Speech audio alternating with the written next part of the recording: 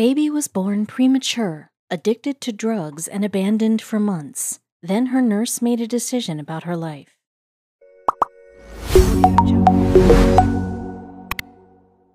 Babies really have it made, don't they? No bills to pay, parents to feed them around the clock and play with them, and even people who are required by law to change their diapers and make sure they have clean clothes.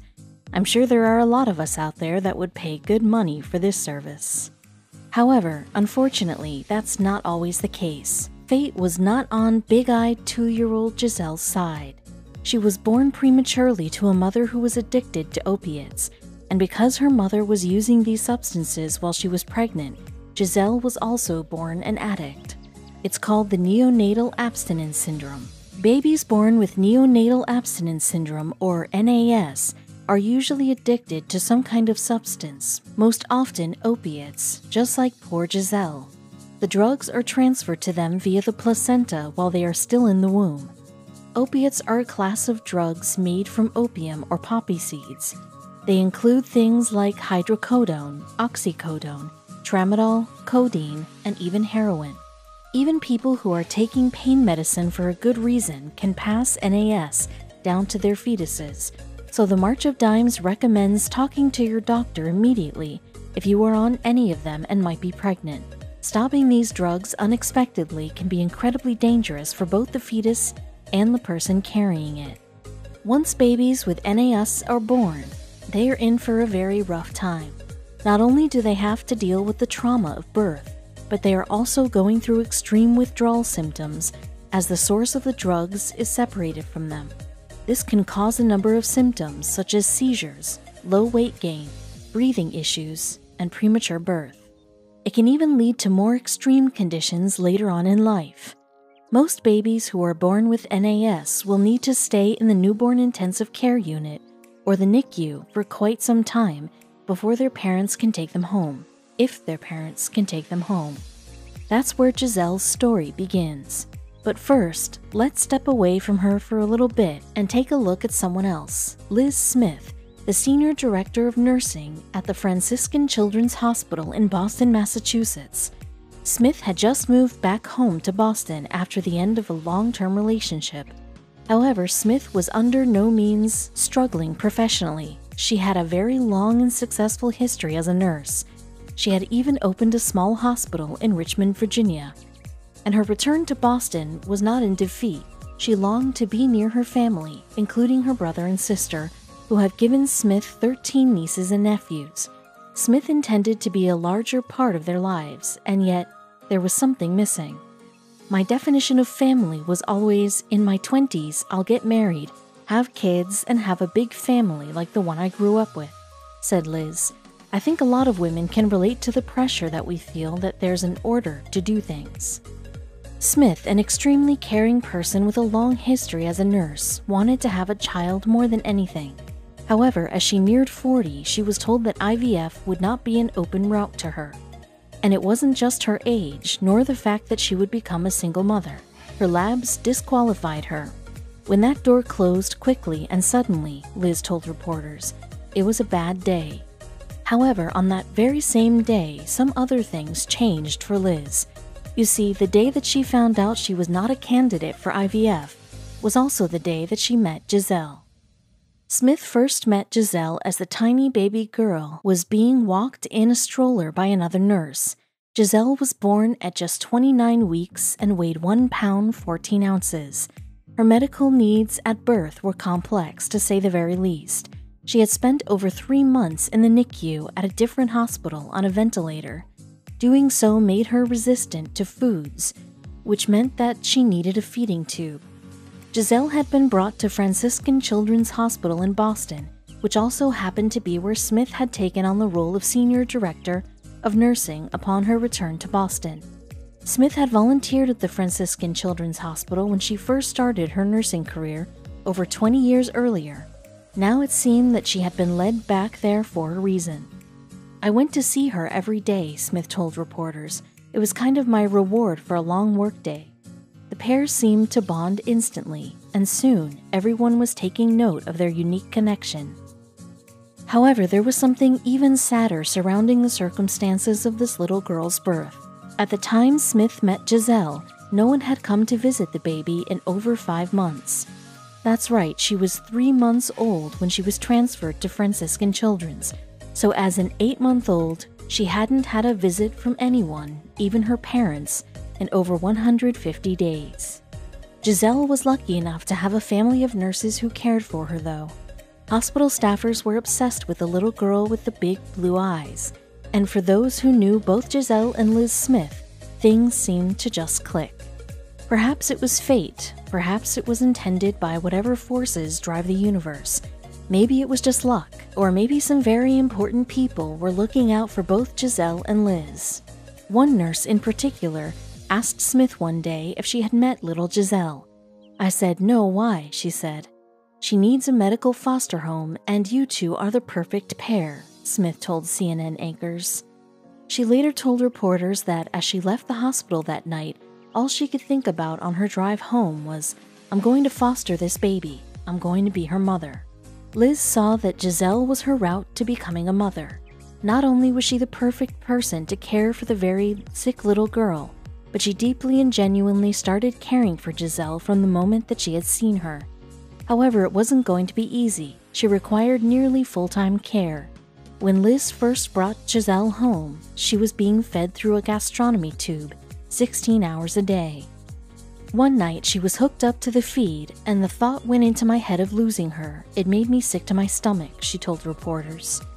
I had to go there in my mind because it was still a reality, but it made me sick to my stomach.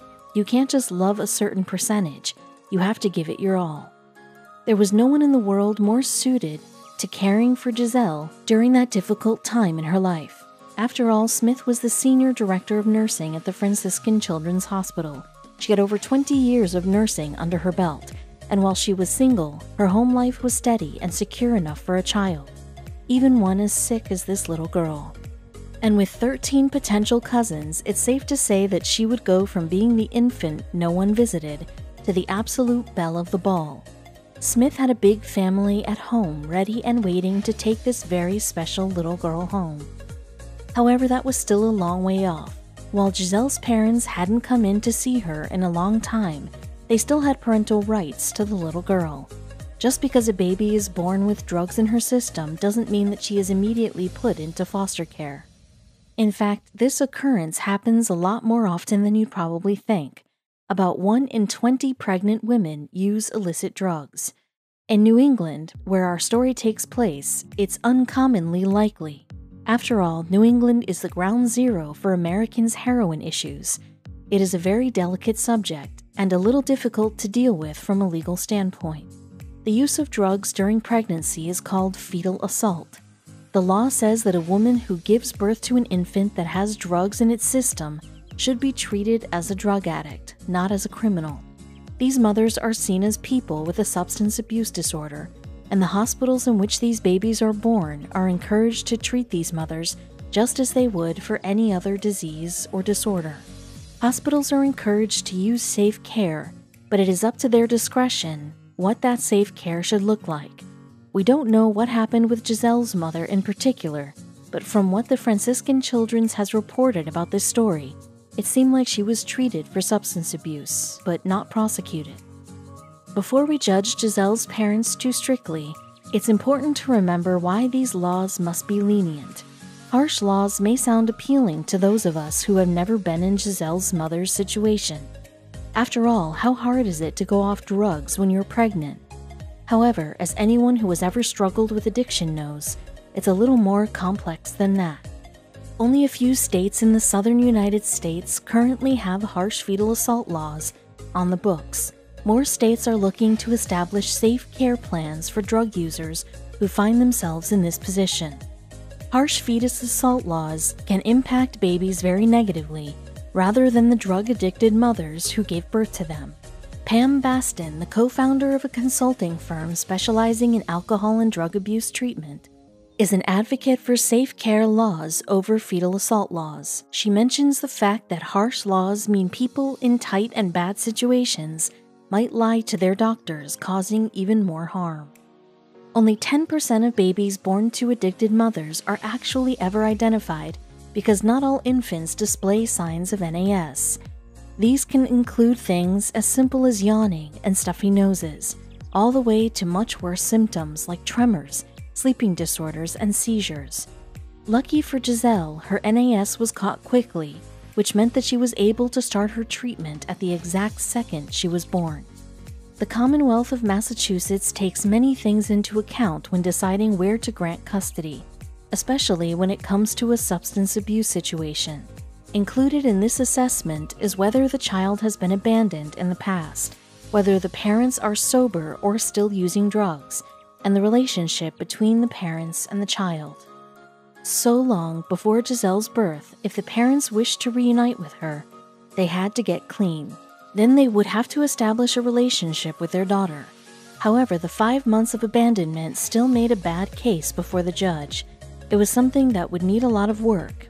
In the meantime, though, Liz Smith was permitted to provide Giselle with a loving home. However, the end goal was always going to be reuniting Giselle with her birth parents. Smith always kept that in mind and was always prepared for that eventuality. She still remained distant from the little girl despite her fondness for her, and she pictured herself as a caretaker rather than a mom. Soon, though, the birth parents started to disengage and skip meetings with Smith and Giselle. This behavior made them ineligible for reunification with their daughter. After Giselle had been with Smith for over 9 months, the state of Massachusetts terminated the birth parents' right to their daughter. Giselle was officially eligible for adoption. Smith actually had a rough time with this, calling that day sad and emotional.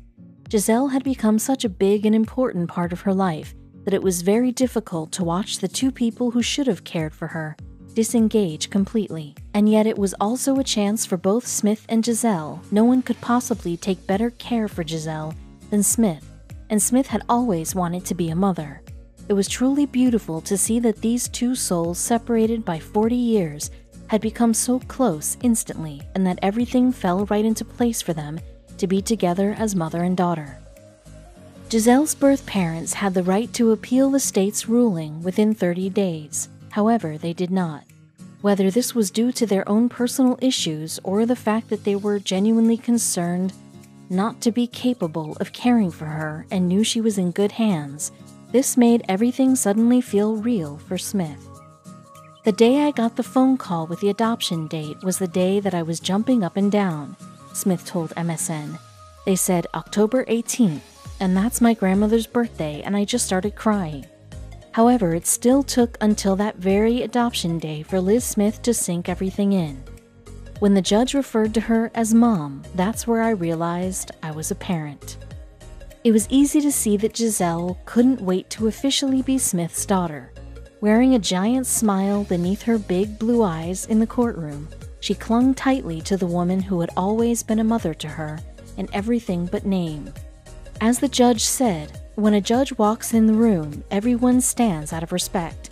But today I stand in respect for you, Liz, because you deserve the respect from this room.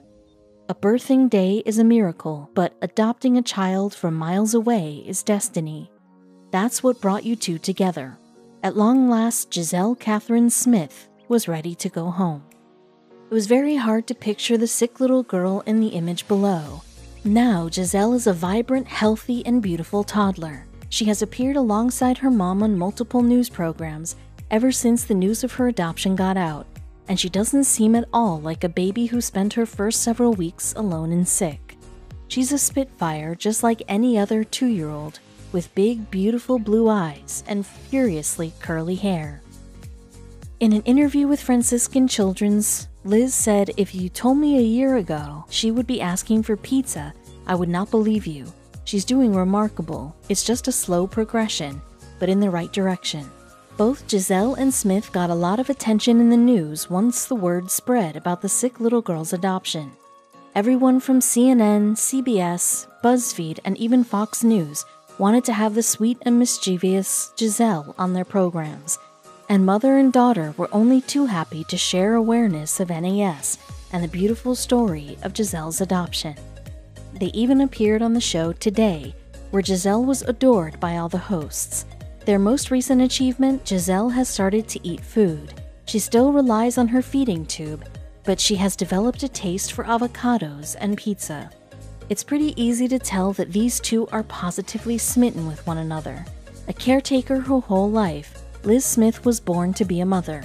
It might have taken a while for her to get there, but she's all the richer in experience for it. And the formerly frail and tiny Giselle has found a home where she will always be cared for.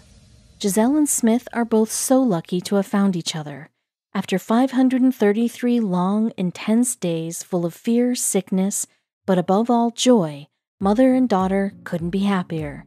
They have built a family from two very deep and hurtful tragedies, and because of this, their family bond will always be strong.